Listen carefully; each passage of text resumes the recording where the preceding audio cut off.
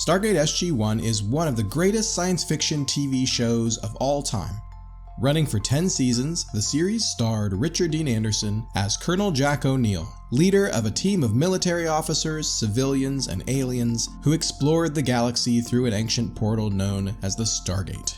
There are 214 episodes of SG-1, so which ones are the very best? This won't be a typical top 10 list.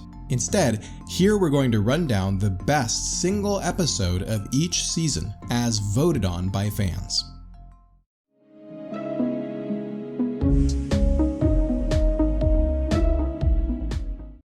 Stargate SG-1 mixed action and adventure, drama, and comedy. After the show wrapped up its broadcast run in 2007, Gateworld spent almost a year conducting a series of fan polls. Favorite episodes, character moments, alien races, etc. Thousands of Stargate fans from all over the world voted on their number one favorite episode for each individual season. Here are the winners. Season 1.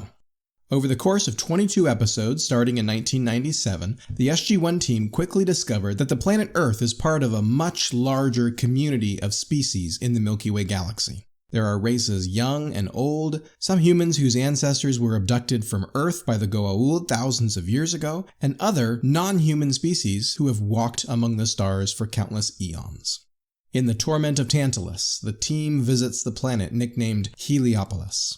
This wasn't a Goa'uld world, and no human settlement lives there. Its solitary resident was Ernest Littlefield, who came through the Stargate from Earth when researchers accidentally managed to activate it in 1945. Nobody knew how to get Ernest home, and the DHD on Heliopolis was damaged beyond repair. While Samantha Carter tries to jury-rig a way to dial the gate, Ernest shows Daniel Jackson and Catherine Langford his great discovery. The Great Hall was once the meeting place of 4 great races, a sort of United Nations of the stars. To communicate with one another, they crafted a common vocabulary based on the natural elements of the periodic table, a truly universal language.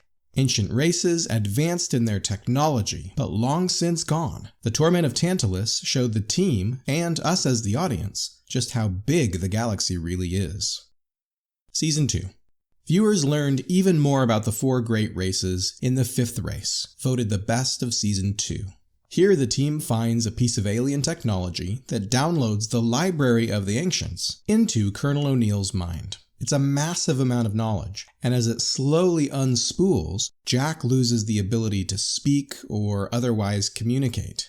He inputs dozens of new gate addresses into the base computer, and MacGyver's a new power source that allows him to dial the Stargate to another galaxy. His life on the line, Jack goes through the gate alone. He finds himself on the distant planet of Othala in the galaxy of Ida. The planet is a colony of Asgard, who remove the ancient library from Jack's head and save his life. The encounter is a high water mark for the young show's growing mythology.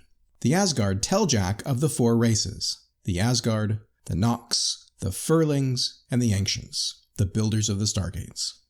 And while the humans from Earth still have much to prove, the Asgard believe that they have great potential. Season 3.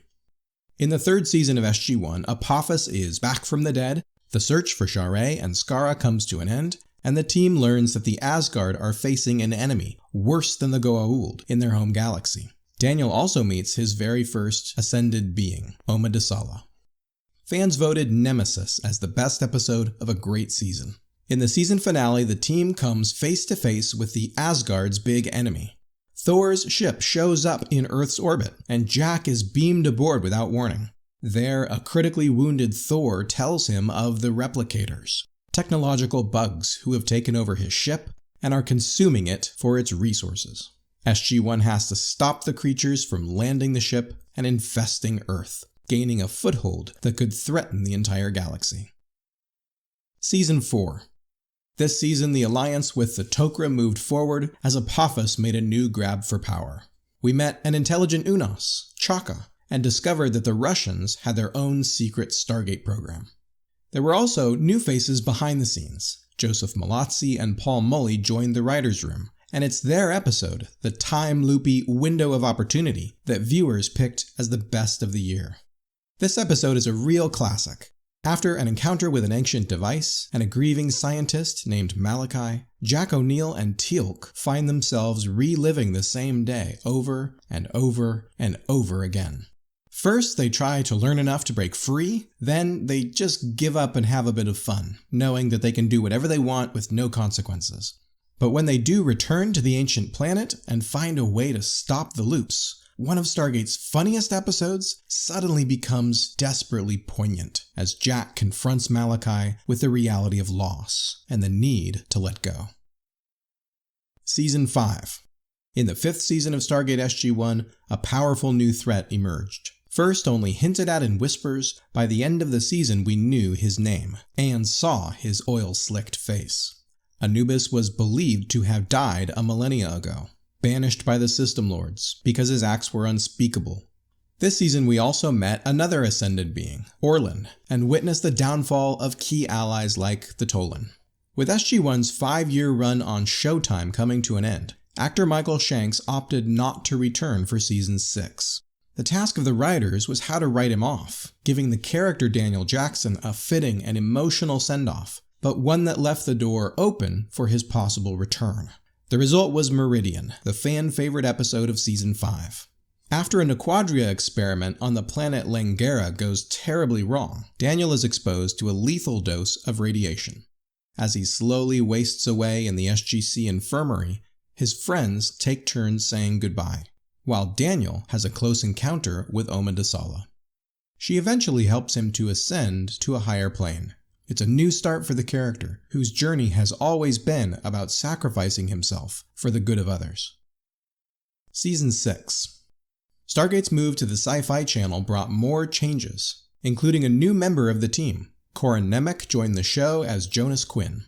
The new year brought Earth's first interstellar vessels, the X-302 and Prometheus, as well as the discovery of Tritonin, a drug that could help the Jaffa free themselves from Goa'uld enslavement. Anubis' power also continued to grow, leading to the destruction of another of Earth's allies.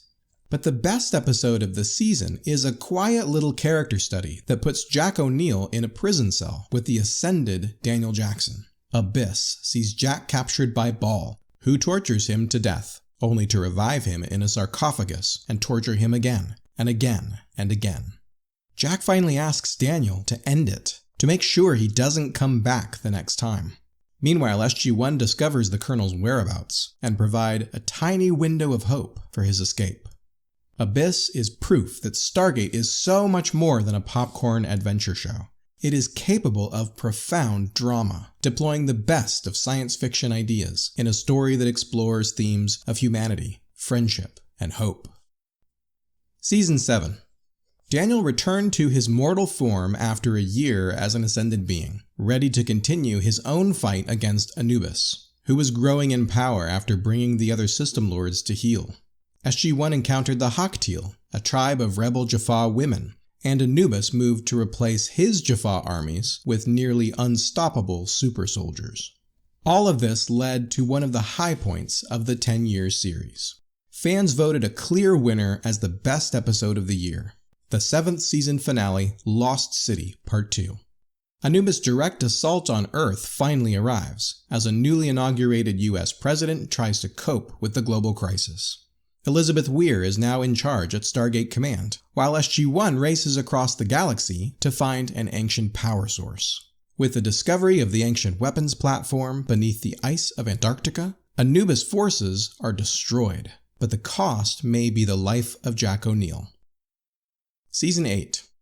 In the 8th season of the show, the System Lords scrambled for power following Anubis' downfall, and Baal emerged victorious. But he was far from the biggest threat to the galaxy. Now, the Replicators were coming, led by the love-scorned Fifth and his replicator duplicate of Samantha Carter. Meanwhile, Jack O'Neill took command of the SGC, leaving the newly promoted Colonel Carter to lead SG-1's off-world missions. 8 years of Stargate SG-1 came to an epic 3-part climax, as the Replicators and the Goa'uld battled it out. A superweapon was discovered on the planet Dakara, and Daniel once again gave his life to save others. The best episode of the bunch is Threads, which tied up all the loose, threads after the 2-parter Reckoning. In this episode, Sam breaks off her engagement with Pete because she still loves Jack. Jacob Carter dies a hero's death. Anubis tries to use the Dakara weapon against all of humanity. And Daniel tangles with Oma and the ascended beings in a diner on the higher plane. Ultimately, it's Oma herself who must make a personal sacrifice, making up for her own role in Anubis' ascendance by engaging him in cosmic battle for all eternity. And in the end, the team goes fishing. Job well done. Season 9. SG-1 turned another corner in its 9th year, with new cast members and a brand new storyline. Though Baal and the other Goa'uld are still kicking around, now the System Lord's stranglehold over the galaxy is over.